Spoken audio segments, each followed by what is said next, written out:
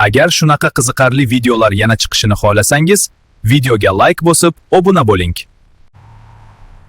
Bu yo'l doim ochiq edi-ku, bugun nega yopiq? Bu oddiy holatga o'xshamayapti. Nimadir noto'g'ri? Yon tomonda yo'lak bor. Oldin ko'rmaganman, yashirin yo'lga o'xshaydi. Lekin bunday joylar odatda xavfli bo'ladi. Baribir tekshirib ko'raman. Juda to'g'ri, harakatni aniq qilishim kerak. Yo'l ham notekis, g'ildirak sirpanayapti, lekin to'xtash mumkin emas. Orqaga qaytish yo'qdir. Oldinda suv chuqurligini bilmayman.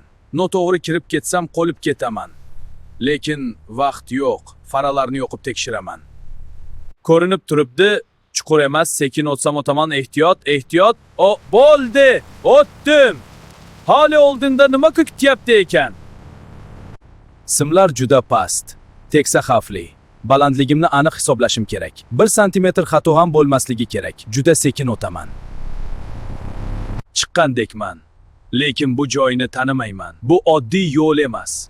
Meni bu yerga kimdir otay olib kelganga o'xshaydi. Bu holi boshlanishi.